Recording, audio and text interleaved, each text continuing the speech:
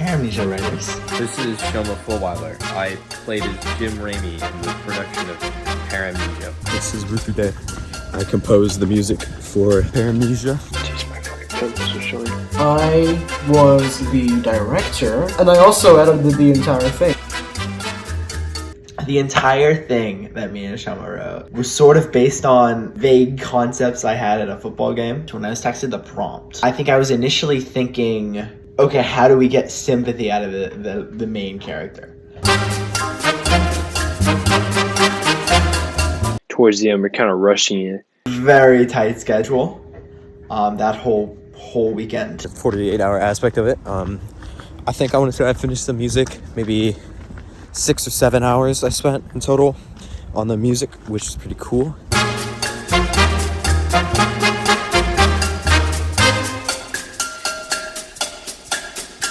I came up with Hotel probably because I had watched Psycho a few days prior, because that's a pretty out there thing. It's not a place where you really feel safe.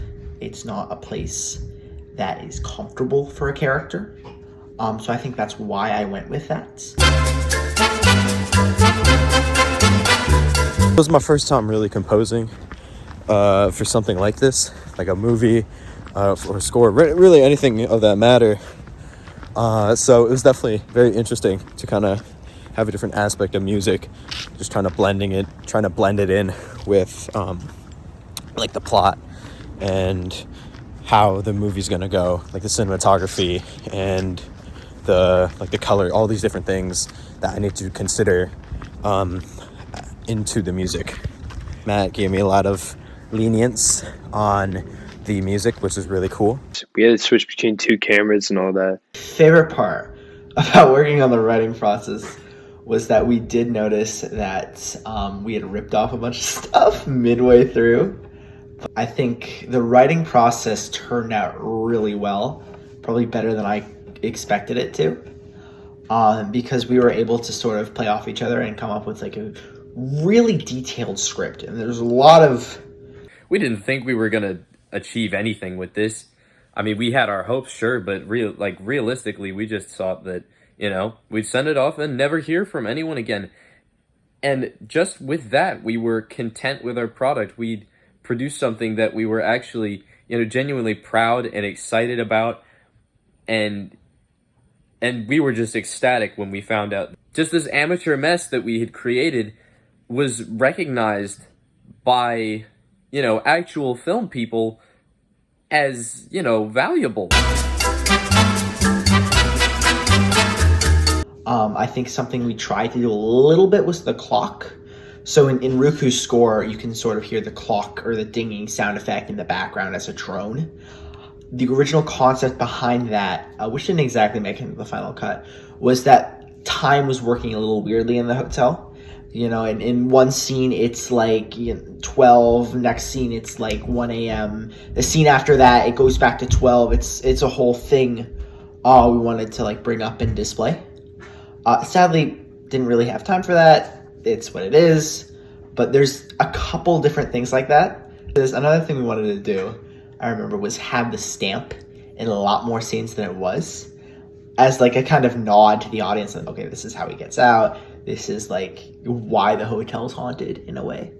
We wanted the clock, we wanted the stamp, and we wanted a lot of like ambiguity to the process. I think that was something that early on we as the writers wanted, and we sort of played off some of the other cast members and said, okay, this is what we sort of want. What do you guys think? I think, forgot who exactly said, but it's supposed to not have a feeling of safety almost. It's supposed to be like, what was that? What did just happen? Like, huh?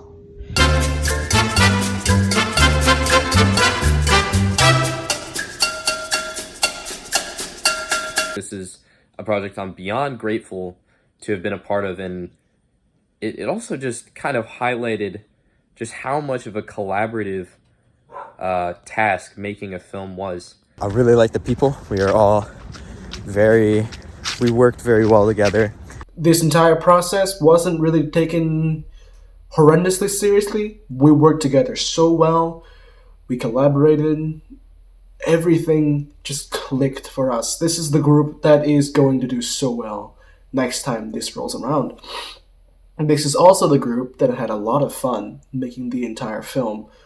The entire process was a blast. We got to connect with each other better. We got to know each other better. We got to understand how to work together, how to go around differences and to meet something in the middle. This is all extremely, extremely helpful skills to master, extremely, extremely good for all of us. I think this experience has bettered all of us as individuals.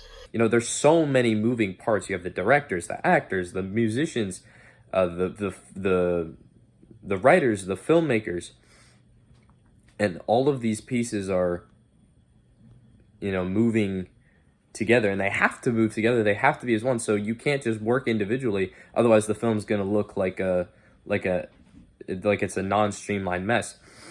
But if any of these parties come into a disagreement and can't resolve it, then the whole project just falls apart and suffers because of it.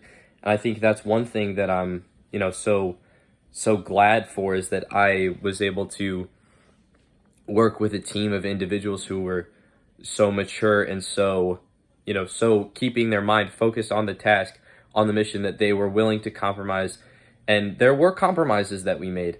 You know, they were willing to compromise. They were willing to sacrifice what they wanted for and what I wanted and what everyone wanted for the sake of the better product. And I think that ability was something that was so valuable in this project. Very fun, very good experience. There's nothing more wonderful than that, I feel like.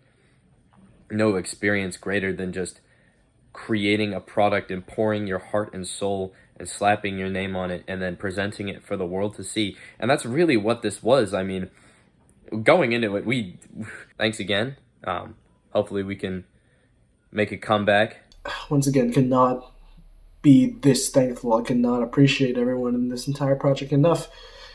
It is, I would say, one of the best 48 hours of my entire life, getting together with a group and just digging about until things click. This was amazing. Overall, I think it turned out very well. Overall, for the first time doing it, definitely, like, it was great process. But for writing, or for my specialty and my part of it, I think we could have probably developed it a little more into something that was more doable. Go check out Paramnesia if you have not. Top 10 movies of all time, besides like Ikiru by Akira Kurosawa.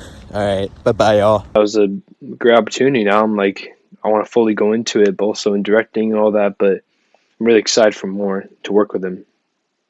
The last thing I really want to talk about was Josh Matthijs. So if this hasn't already been explained to you, or any of you watching this, Josh was not in the production at all. He's just credited in every credit because we wanted to. He had some other stuff to do.